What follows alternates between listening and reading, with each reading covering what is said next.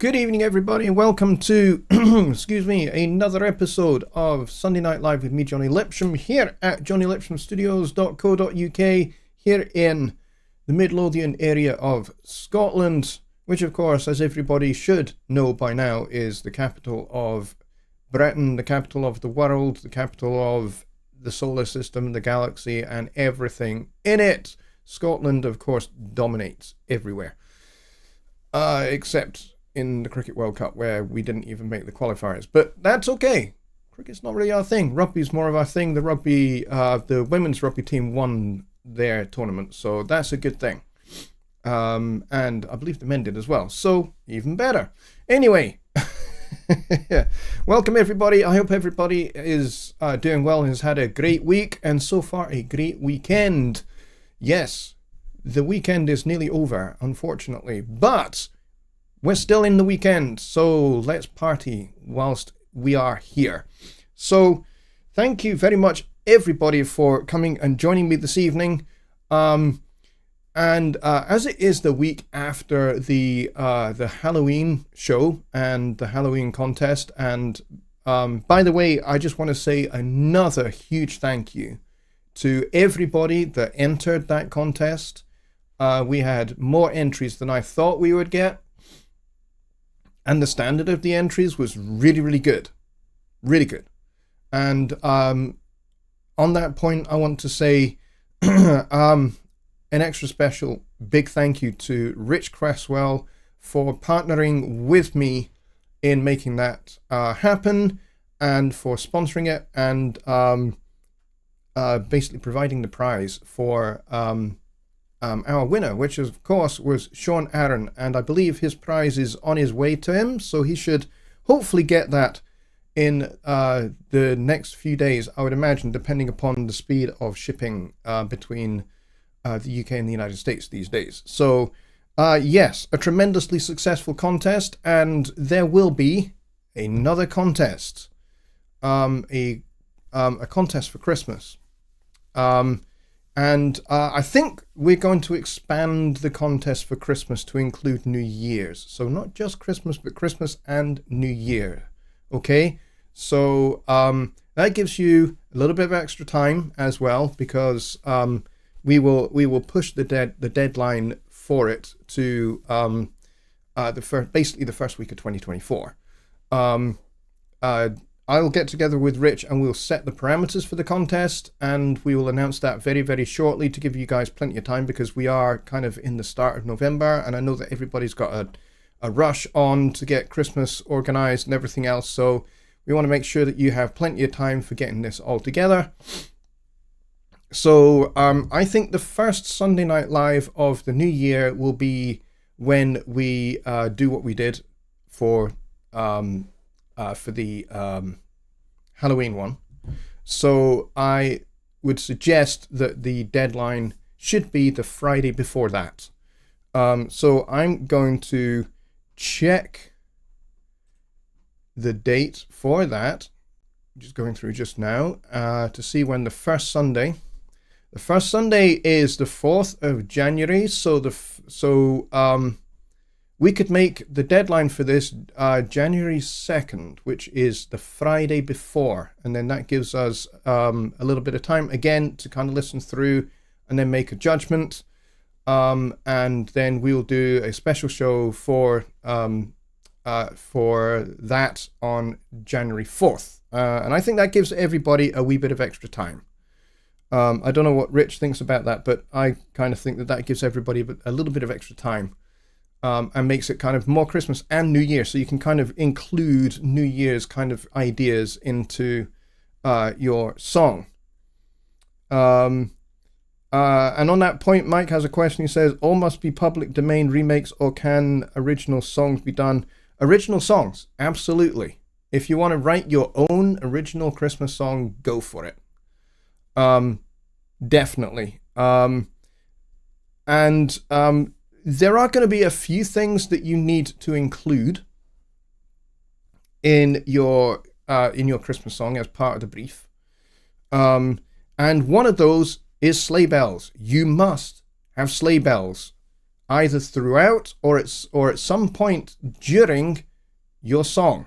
You must have sleigh bells. Again, maximum 5 minutes, minimum 90 seconds. But yeah, I mean, I'm kind of talking about this now, and I will have more details for it because I want to give you the heads up, basically. But we'll have more details for you on this on Wednesday's Songwriting Simplified, because I will have had a chance to basically nail down everything with Rich and put that together. So, and there will be a nice prize for that as well. It's going to be a different kind of prize, but it's still pretty good, I think you'll find. So it's going to be good. Looking forward to it. But yes, stick around. Make sure you have subscribed, and make sure you are you've hit the notification bell and everything else. Do all of that stuff so that you don't miss a thing, especially if you're interested in this Christmas and New Year songwriting contest. So more details to follow on the Songwriting Simplified show on Wednesday. And the other announcement I have to make is that there will be no Sunday Night Live next Sunday, because I'm not going to be here. I'm going to be down in Hampshire. Why is Jonny Lipsham going to be down in England? And why is Jonny Lipsham going to be down in Hampshire? Two excellent questions. Number one, I love England. I love the entire United Kingdom. I'm very obviously patriotically Scottish. I love my country, but I love the whole United Kingdom equally. And I have obviously spent large parts of my life in England as well, so as well as up here in Scotland. So, but I have been to certain parts of Hampshire through county cricket, but the particular part of Hampshire we're going to, I have never been to before, and it's going to be great. Me and my wife are going down there for the weekend, and then we will be back on the Monday. So yeah, it's going to be cool. Looking forward to it. So yeah, that's what we're doing. We are not going to be here next Sunday, so no Sunday Night Live next Sunday. But on Wednesday there will be a Songwriting Simplified show. So don't miss that if you are into songwriting, and especially if you are into what I'm talking about.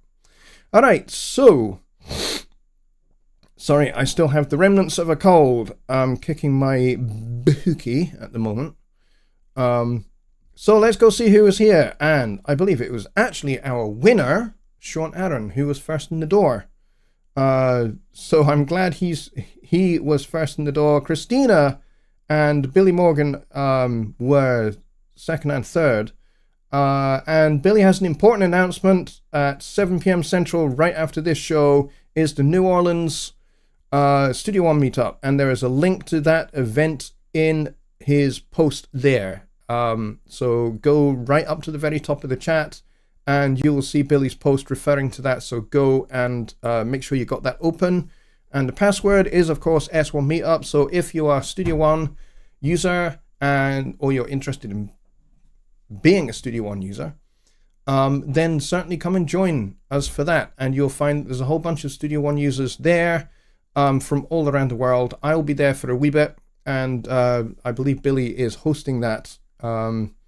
So it will be cool. And we've got Mike Johnson, who is here as well. We've got Tony Stringer. We've got Rock Tees, who I rolled the R for there just because I can. And he says, I listened to everybody's Halloween piece and loved them all. Very different approaches. Yes, indeed. So he also says any feedback on mine would be welcome. So certainly, if you have been able to go and check out his one, then please do go give him some feedback and leave him some nice comments. I'm sure he'd appreciate that. And Neil Thompson is here as well. Chris Manrachner is here, who concurs that everybody who took part has a great deal of talent. Definitely. Could not agree more. And Mike Johnson is also agreeing with that. And Neil has an important point to make. He says, I think we all likely have done this, but just in case anybody hasn't yet, please hit the like button. Yes, definitely please do hit that like button. And if you are not subscribed, hit that subscribe button. We got 18 people watching just now and 14 likes. I like to try and have balance to the force. So please, if you haven't hit the like button, do it, please. It helps me out a lot, and it's also good for you as well to do it, because liking things is a positive thing, and positive things make positive people. So let's do it, folks. Let's have a wee like rally to get up to balance in the force.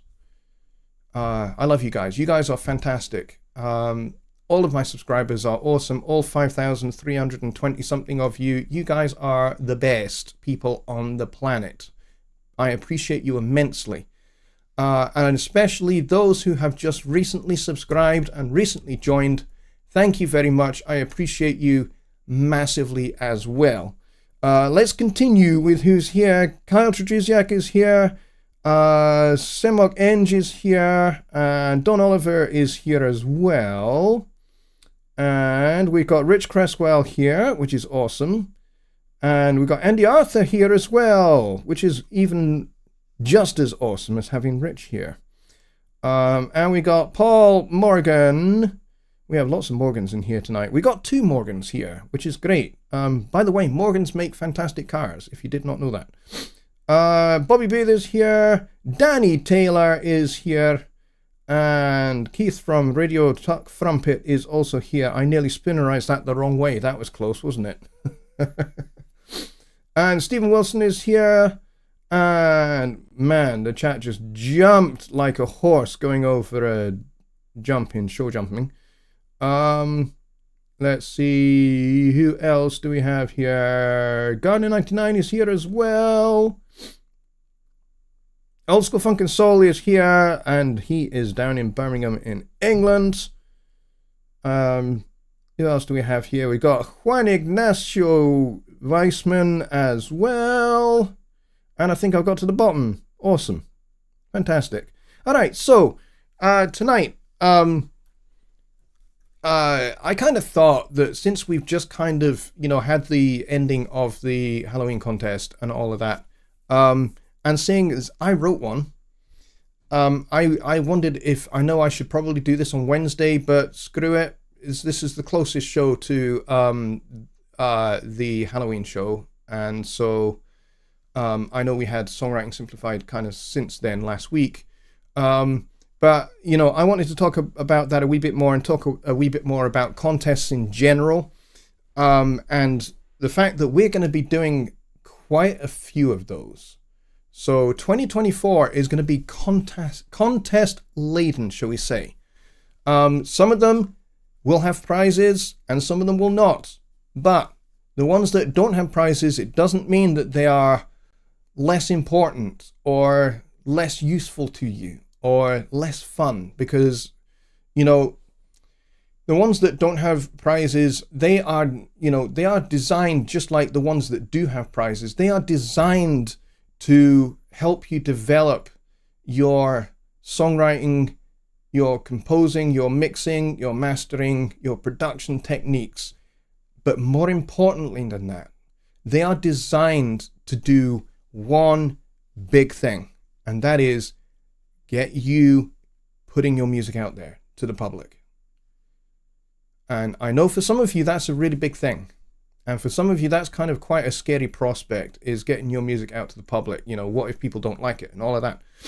See, when you put your music out to the public, and I've been doing this for over 30 years. I've been doing this for like 35 years, pretty much, getting music out to the public. I've been making records since I was a teenager, in fact. I think the first record I ever made and ever sold publicly, and it was shit, I'll say that, it really was.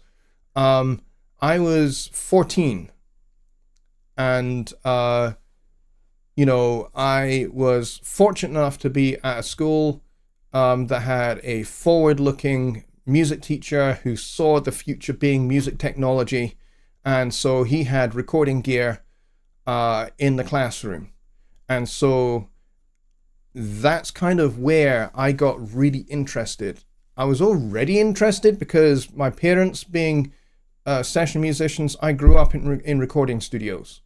So I was already interested in the process of making records and making music in studios and stuff. So I was already interested.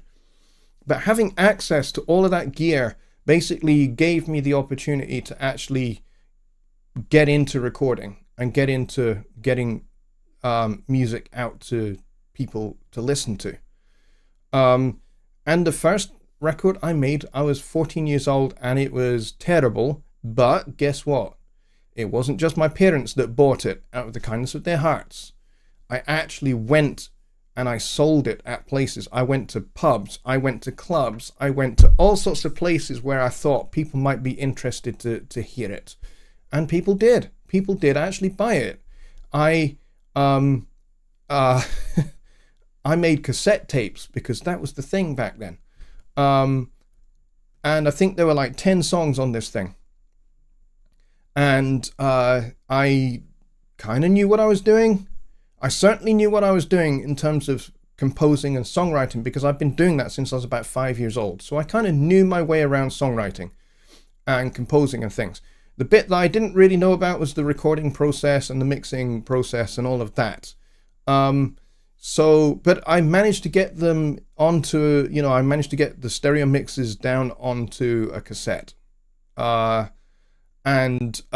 Having done that, I then went and sold them, or I got a friend to do some artwork and all of that, and we spent like all night pretty much putting the cassettes into the cases. We bought like a big box of those of cassettes, and we cut some inlay cards, and we spent all night cutting round the template for the inlay cards. We put them into the cassette cases, and we put the cassettes in there, and then I went out and I went and I sold them. I had 150 cassettes, and I sold 150 cassettes. So I achieved what I'd set out to do. I didn't think I'd be able to sell 150, but I did. I sold 150 to people that I did not know. And what they did with those cassettes, I have no idea, but they were kind enough to do that for me. So what am I saying here? I'm saying, if you're a creative person and you're a musician and you do any part of the production phase, whether you're a songwriter, whether you're a composer, whether you're an arranger, or whether you're like a couple of the guys here, like Kyle and Bobby Booth, you are mixing engineers. And you are vital to the whole process. So get your work out there. Now, here we are in 2023, and we have things like SoundCloud and DistroKid and CD Baby and things like that. So I want to encourage everybody that in 2024, that you make this the year that you get your music onto those platforms, one of them at least, and get your music into the public. Whether you intend to make money out of it or not is not really the thing. The thing is getting your music out to the public so that people can hear what you do and hear your music. There is an old saying, don't hide your light under a bushel. Don't hide your light under a bowl, because, you know it's there, but nobody else does, because they can't see the light because it's under the bowl. Take the bowl off of it and let the light fill the room. And then everybody can see your light. And everybody can see what you can do. And all of you are really, really talented. All of you are really, really good. And so, this contest in particular has shown me that more than anything else that I've done in the last 6 years of doing Sunday Night Live. And the last wee while of doing Songwriting Simplified on my own without my partner in crime, Jonny, who, by the way, in 2024, we're going to get back on this show. Maybe not kind of in the same way that we did before, but certainly as a reasonably regular guest. I'm going to get Rich Cresswell onto the show more frequently. It's been great to have him here a couple of times. But I would like to bring him on as a regular guest. I also want to get Darren on here, Smudge, our mastering engineer, so that we can get his knowledge on mastering out to you guys. And I would love also to get some mixing engineers on here where we can dive into the world of mixing. We can talk about, techniques. We can talk about EQ. We can talk about compression and those kind of things, and how to sculpt and shape your songs to get them ready for mastering for people like Darren to pick up and take on. So so that's kind of what is coming in 2024, and I want to give you guys the heads up on all of that now. So 2024 is going to be a lot of contests and also guests who have a lot of knowledge about the recording process, mixing, and mastering as well. And then for Songwriting Simplified, we're going to be talking more about the process of writing music, of composing in different styles of music. We're going to be talking more about arranging. We're going to be talking more about how you build out your arrangement of your song so that your song doesn't get ruined by having a poor arrangement. So those are the kind of things that we're going to be doing next year. The whole focus is going to be for both shows to work together in partnership. The two shows, Songwriting Simplified and Sunday Night Live, are going to be working in partnership much more next year to skill you guys up and to educate you a lot more, as well as provide you with contests where you can actually put the things that you are learning into practice. And yes, there will be prizes, but not always, not for everything, not for every contest, but there will be prizes and such like. But yeah, that's the plan for 2024, is to raise the educational bar of what I do here on this channel. And so it's going to be very, very cool. There's going to be a lot more standalone videos coming as well. I've got some new video series that are waiting in the wings, ready to get edited and uploaded. So it's going to be very, very cool. So stay tuned, folks, and buckle up, because next year is going to be one heck of a ride. So be sure that you are subscribed and you've selected all notifications when you hit that bell, because you're not going to want to miss a thing, to be really honest. All right, so let's get to questions. We're a wee bit early for getting to questions, but I want to make sure that I get as many questions in as possible tonight. All right, so let's go to the pinned question, which comes from Rock Tees. And this is a little bit more of a songwriting question, but I don't mind it. I don't mind it this once, but please, if you've got something to do with songwriting, then really let's kind of keep that to the Wednesday show rather than the Sunday Night Live show. But he says, are there ways that the chord track can help with songwriting? If so, how so? Yes, there are plenty of ways that the chord track can help you. So we can show this with a new song, which I'm going to open up just now. Let's go over here and let's get the camera on. There we go. All right, so chord track. The first thing we need to do, and there are several things that one can do here. Let's get the chord track open. And let's go grab an instrument as well. So if I grab in presence here, and let's go just for funsies, because I don't normally use this, let's go for a little nylon strung guitar. All right. Now, if you know what chords are, and you know what chord symbols are, then the chord track is going to be incredibly useful for you, because you can create guide tracks that other musicians can follow. And I'm going to show you the chord display as well, just for bonus extra fun, right? So in this section here at the top, in this chord track, there are a couple of things you can do. If you've already got an existing MIDI event, you can drag and drop this up here and it will detect all the chords. But you can also right click the event and detect the chords and then drag it up there and it will display all of the chords. MIDI is great because it's 100% accurate. Audio, maybe not quite so. Audio is, I would say, about 97, 98% right with Studio One, because it uses a similar algorithm to what is used in Melodyne, but it's not quite the same. But it's pretty good, and it's mostly going to be accurate. Okay, mostly. And you know what? When it's not accurate, don't make a support ticket to Persona Support.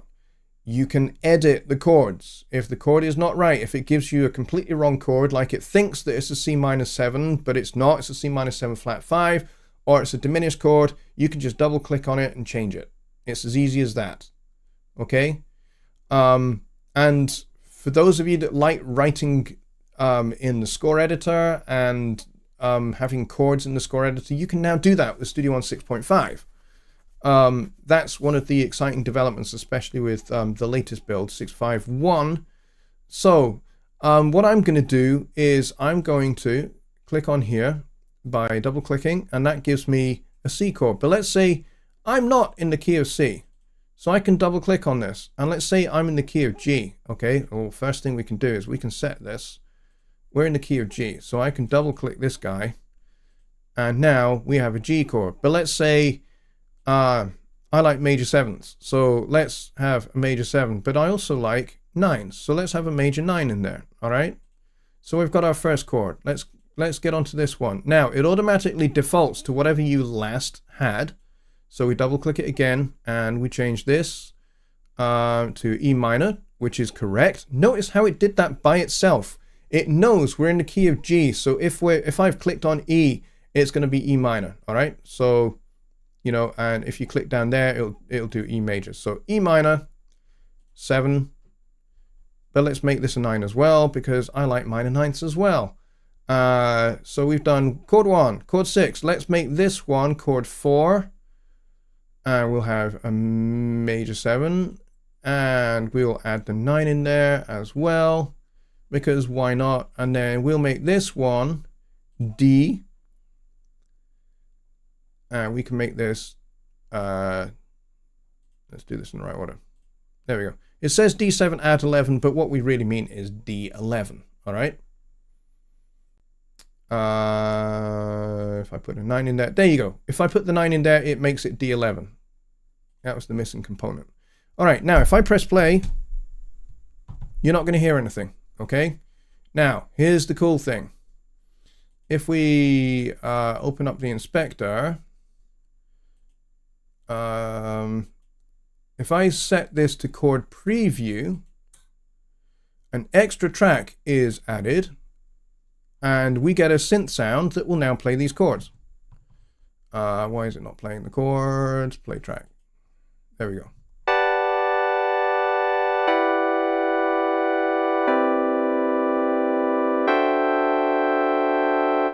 Okay, so we've got G major 7, E, so we've got our 4-chord trick here. So let's loop this.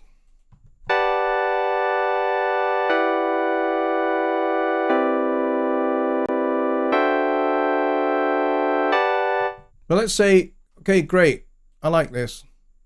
Let's grab all of that. Let's drag this down. There we go. So now we've got, okay, but let's go back into the chord track here, and we'll turn off play track because we don't want that anymore.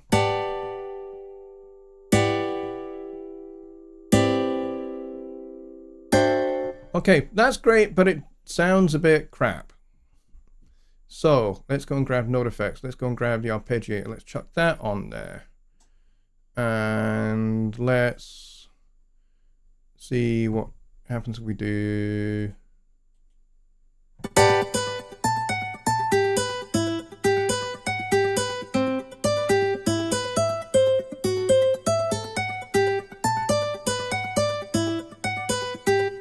All right, sounds a little bit too high pitched for my liking. So why don't I just grab all of those and whack this down an octave. There we go.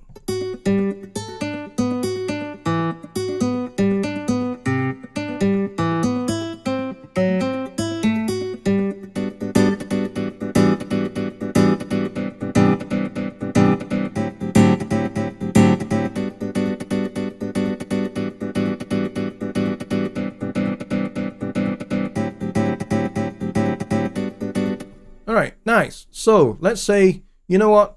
We quite like that. But we want something cool to go with that. Let's say we want a bass to kind of follow this. So let's go and grab presence again. And we'll grab a nice little bass. Let's go for a fretless. Why not? Let's not have reverb on the bass.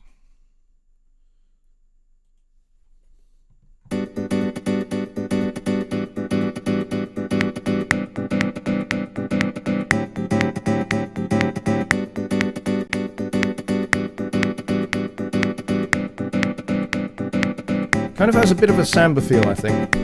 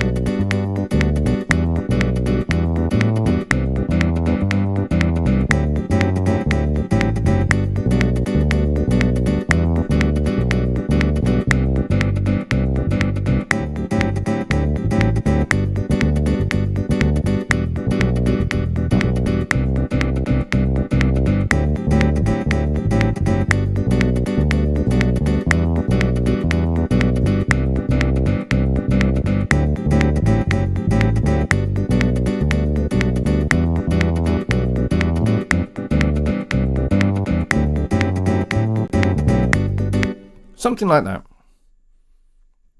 Why not?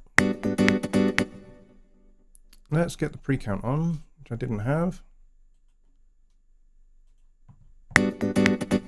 Why is that not working? Pre-count. Pre-count is on, so why didn't it work? There we go.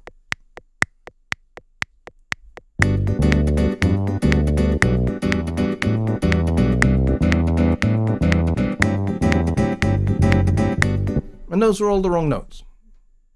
That's okay, because I can do it again.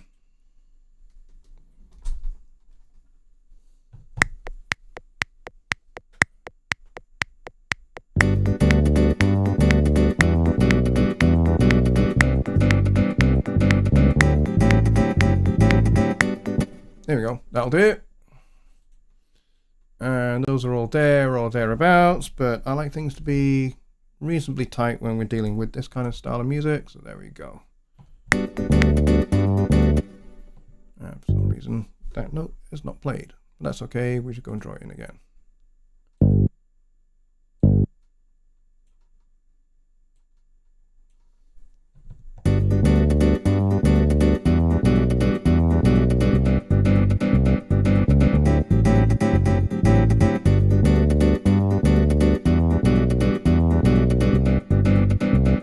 Oops. I just spied something that was wrong. That's way early. Come on. Thank you.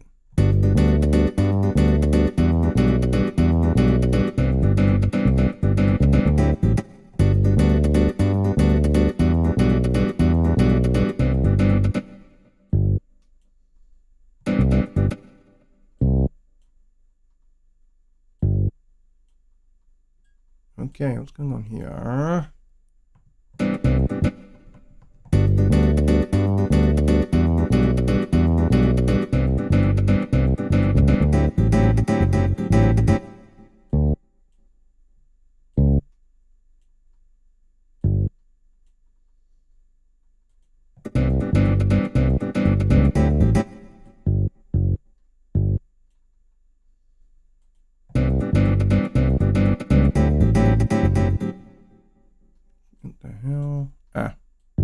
Wrong eighth note.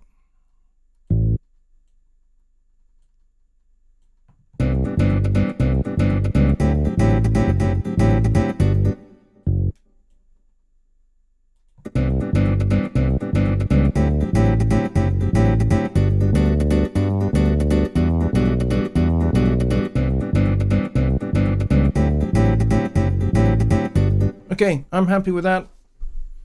I like it. All we need now is kind of like some nice little samba drumming. And for this, I'm going to kind of use a little bit of loop record. So we'll do record mix. Yep, that's what we want. So for this, we're going to have impact. And we're going to go for Tom Bracklin drums. And I want to find that. I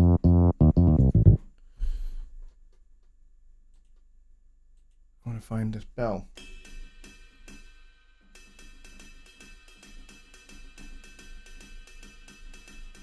Okay, so I'm going to start with this bell sound.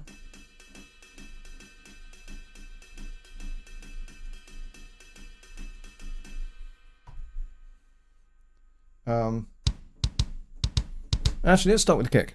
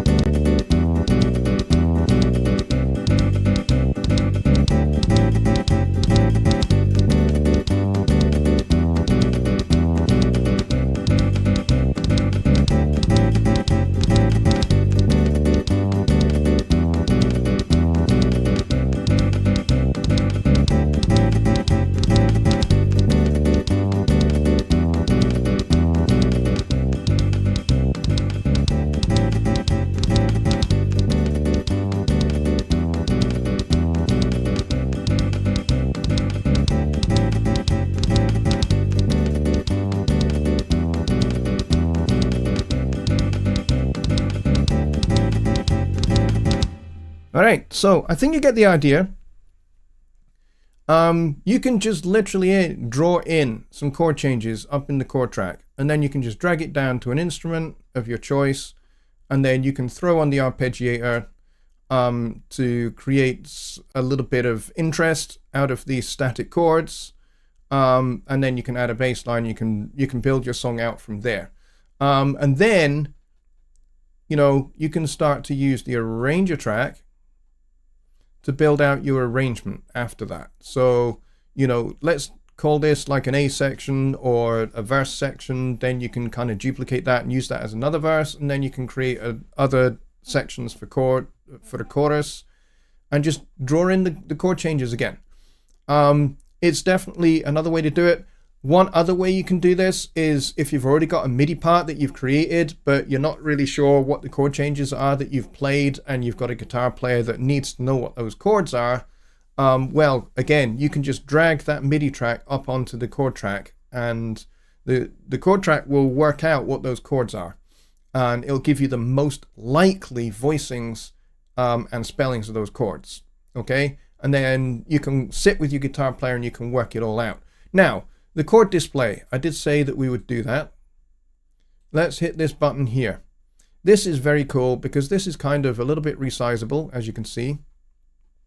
And the cool thing about this is that this is available on the Studio One remote. So if you've got an iPad, like wrong draw, like this guy here, if you've got one of these, then you're in luck because the Studio One remote will display the chord track.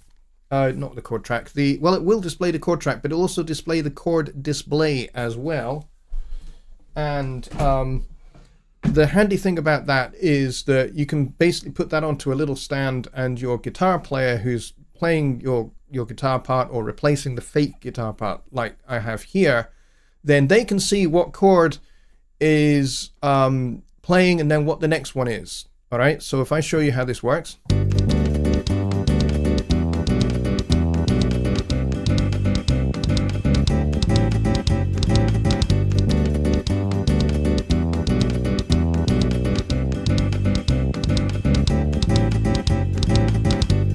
All right, So it shows you the chord in white is the one that you're on, and the blue chord is the one that is to come.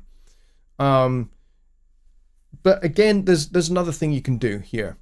And if you've got like presence, and you've got this engaged, see this input chord thing. Now, if I play a chord, it'll tell you what it is. So if you're working out a guitar part with a guitar player, and you don't know how to describe the chords to your guitar player, then you can literally just play them in and say, okay, it goes like this, and they can read off of the screen what it is. You know?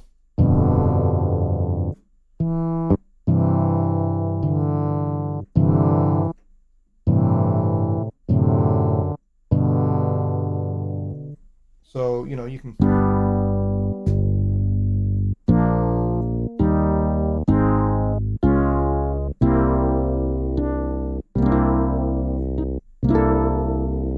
See, it even does 13th chords.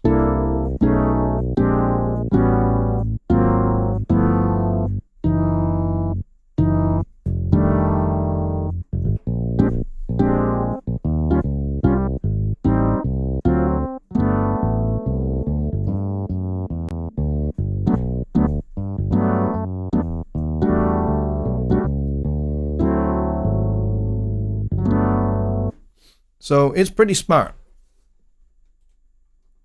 But so you can show the chord editor, you can show input chords, and you can show the chord track in the chord display. It's a very, very handy little tool. All right, let's see what else we have. I'm sure I've missed a few things.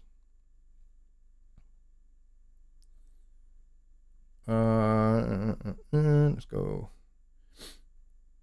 See what else I'm missing. A show or two on how to copyright. Okay, that's a good call. Just Bob says would be a good idea to do a show or two on how to copyright. Now, copyright can be really simple, but it's also very complicated. And we're also dealing with law. So we're dealing with the law. I'm not a lawyer, and I'm also not an expert on copyright law. So I don't want to give you guys bad information, because bad information can lead you into serious trouble legally. And I don't want to end up with that happening, because I would end up being potentially legally responsible, because you can say, well, actually, Jonny Lipsham gave me this information. And you can say this information I got from this video. And if that's incorrect legal information, you've ended up in legal water because of that. And you point to my video, well, then that makes me an accessory to the legal problem that you're in, and then I get into trouble as well. So I don't want anybody to get into legal hot water. So I would need to seek out somebody who is actually an expert on copyright law. There are very bare bones basic things you can do to make sure that your work is copyrighted. Number one, you can make sure that you have a copy of your work on your computer. So when you publish your work on something like SoundCloud and somebody tries to pass it off as their own, you can say, excuse me, actually, here's the original right here on my computer, and that can be submitted as evidence. And of course, anything that is stored on your computer has a time and date stamp on it. So if somebody tries to pass off your work as theirs, they can't do that, because you can prove that it existed before it was published, and it existed on your computer before it was published. So, it can be just that simple, to be honest. There used to be this whole thing of, hey, put it onto a CD, or put it onto a thumb drive, put the thumb drive in a sealed package, and then mail that to yourself. You can do that, because that provides another means of evidence that this work is yours. So you can do it very, very simply like that. Or you can submit your work to an organization like the BMI or ASCAP or something like that, and get it properly legally copyrighted.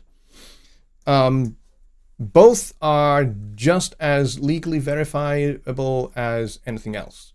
that's kind of the bare bones basics.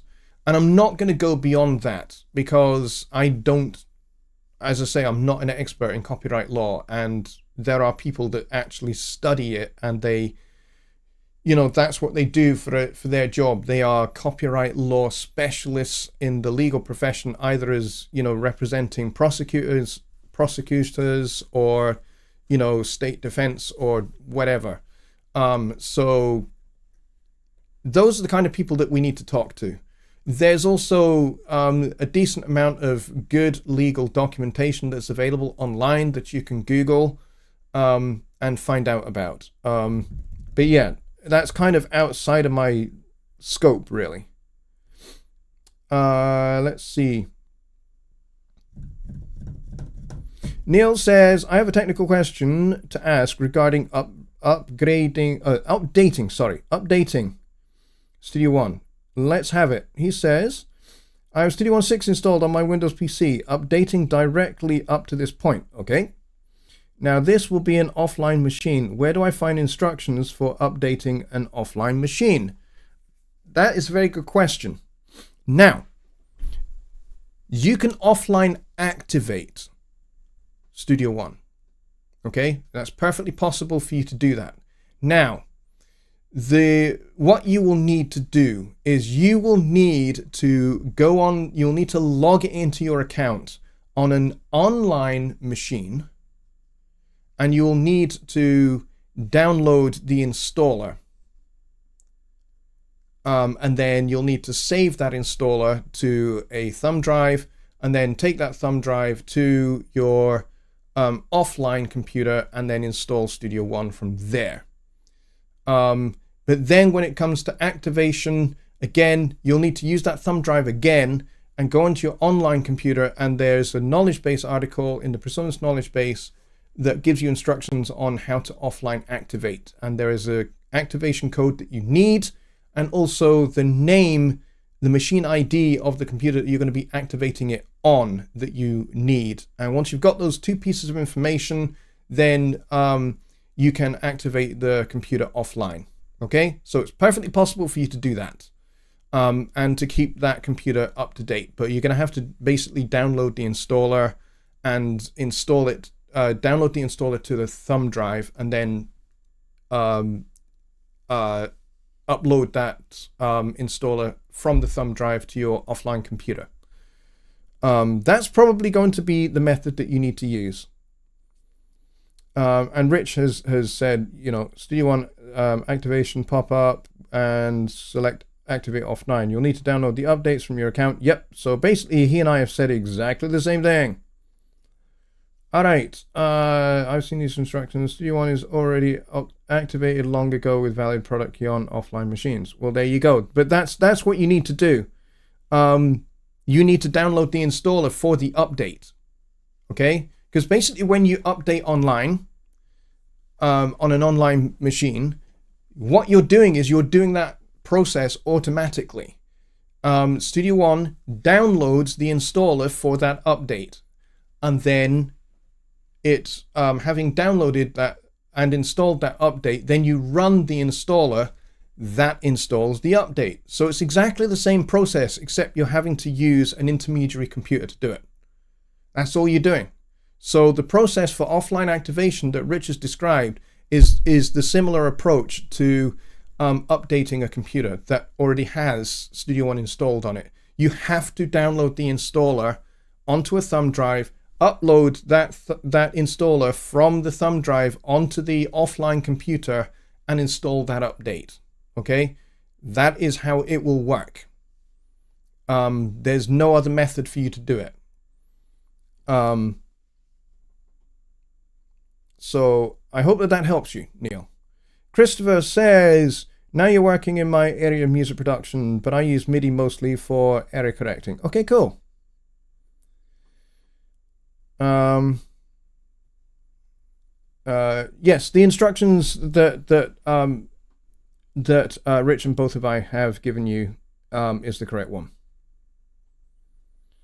Let's see. Since Fender bought okay, Andy says, since Fender bought out, I can no longer access my Presonus account. Okay, what you're going to have to do, Andy, is if you've not logged into your account since we were bought in 2021, that's basically 2 years of you not being logged into your account. In that time, we have kind of moved over to a smarter way of people being able to sign into various different parts of the Presonus online experience. So from the website to the shop and your My Presonus account, okay? And so we've kind of tied all these things together a wee bit. So to make it easier for everybody to be able to get access to their to whatever they need without having to constantly keep on typing in their credentials and all of that. So what you will need to do, Andy, is you will need to go to presonus.com and you will need to use the contact form. And I know it says there is a box there that says, please don't use this for technical support. But on this particular occasion, I'm giving you the authorization to ignore that and fill that out and explain that you cannot access your account, and then give in that contact form that you fill out, put your account details. So what we need is the email address of your account, and also like your Studio One product key. So be that Studio One 6, it doesn't really matter whichever Studio One product key you've got registered, it doesn't really matter which one, and just give us that information. And then what will happen is somebody in technical support will get your contact form information, and then we can search the database for your account, and then we'll reach out to you from there. So from there, we will contact you, and we will probably do something like reset your password and then tell you what that password is. And then you can just use your regular credentials with the new password, and you should be able to get in, and then you can just change the password. Okay? So it will be that easy to fix that problem. We've seen a few people that have kind of been caught a little bit in the trap. But yes, if for any reason you go to my.presonus.com and when you enter your stored credentials, it doesn't work, that's going to be the remedy. That's how you're going to be able to get in. All right, let's see what else we have.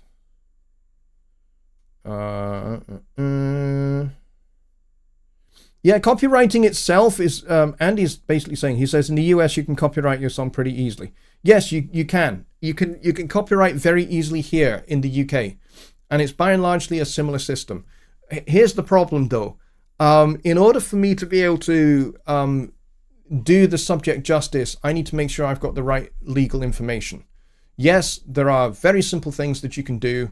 You can, apply to this, that, and the other to, legally copyright your work. But, I want to make sure that I give you the correct information on that. DJ Vu says, sometimes some platform algorithms classify original compositions as plagiarism or bothering, and I had to deal with this several times, but after appeal and explanation, many publishers withdraw their claims against me. Yep, I've had that happen too. Neil says, I don't understand needing the installer.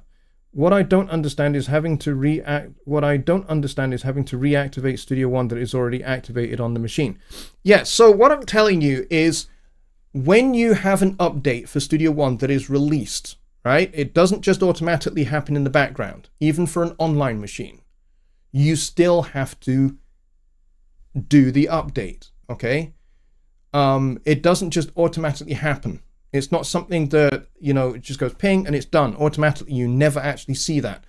If there is an update available, which there is not at the moment because 6.5.1 is the most current build, right? But let's say there wasn't and a new update had just been released. What would you do? You go Studio One.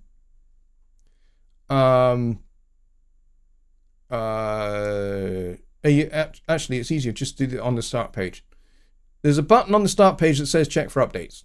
And you would click on check for updates. And then if there is an update available, then you'd say update now. Now, here's the thing. When you click on that update now button, you are downloading the installer for that new build. The new build doesn't just automatically download to your account. You download from your account to your computer. you have to basically go and do that. Okay, so even on an online machine, like my machine is online 24 hours a day, 7 days a week, 365 days of the year, right? When I update Studio One on this computer, I still have to go and download the installer for that update. Now, when I do check for updates and I go through that whole process, yes, it is happening in the background, but all it is doing is downloading the installer for Studio One, because it's not like some other programs where an update is basically just a patch that fixes a few things, right? What we do is we basically issue a brand new installer. Yes, you've already got Studio One installed on your account, on your computer. Absolutely. But what this does is this basically downloads a new installer, which you can either install in a separate place on your computer and have the two old build and the new build side by side, just in case there's a problem with the new build, or you can basically overwrite the original installation. And that's fine to do that. I do that every time because I trust that our installers, I trust that the build that we put out publicly is pretty solid, because it goes through quite a lot of testing. Now, obviously, some things do slip through the cracks every now and then, but for the most part, they're pretty solid, right? So I don't install them side by side with a previous build.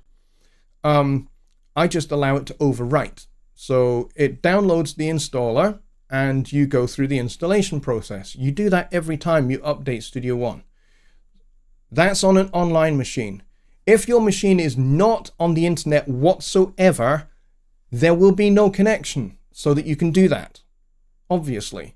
So what you have to do is you have to download the installer for the new build from your account onto the thumb drive, as I explained, and then you have to upload it from that thumb drive on the offline computer and install it, okay? Because there's no internet connection on your offline computer, you have to get it from an online computer and then install it on the offline computer. That's the only way it will work. And anytime you need to do that, that's what you need to do. You should not need to go through the activation process, however, because there is already an activation on your computer. Right? There's already a Studio One license on your computer. It's already activated. All you're doing is downloading the installer for the new build. That's all you're doing. You're not doing anything funky or anything unique or weird or special. You're just basically going to an online computer, getting the installer, taking that installer to your offline computer, uploading that installer, running the installer so that it installs the new build.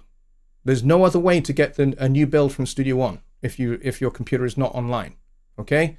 So Neil, I hope you understand that. Dwayne is here. He says, I'm way late. I'll rewatch. Okay, mate. I'm very glad you're here, though. I'm very glad you're here. Andy says, reach out to me if you want to have me on the show about mixing. Sure. Yes, because you do a lot of live mixing and stuff. So yes, that is something that can definitely be discussed. Rich says, update when online equals computer says, hey, you are activated, or when offline equals download installer and then prove you are eligible by activating. Yeah, kind of. It's kind of similar to that. It's not quite exactly the same. You only need to offline activate once. Once the computer is activated, you don't need to keep activating every time you do a new update when you're offline.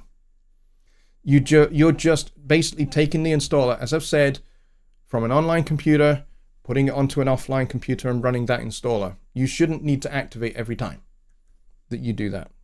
All right, so the Studio One meetup is up and running.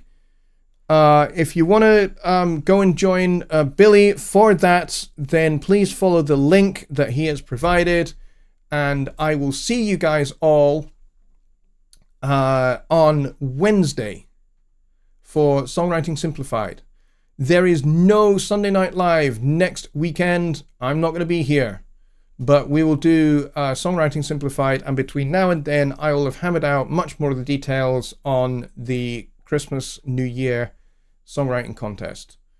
So if you are up for getting involved in that, then that would be very, very cool. All right, folks, I will see you on Wednesday. Have a great rest of your week. The great rest of your weekend, in fact. And I hope your week is good. See you then, folks. Good night.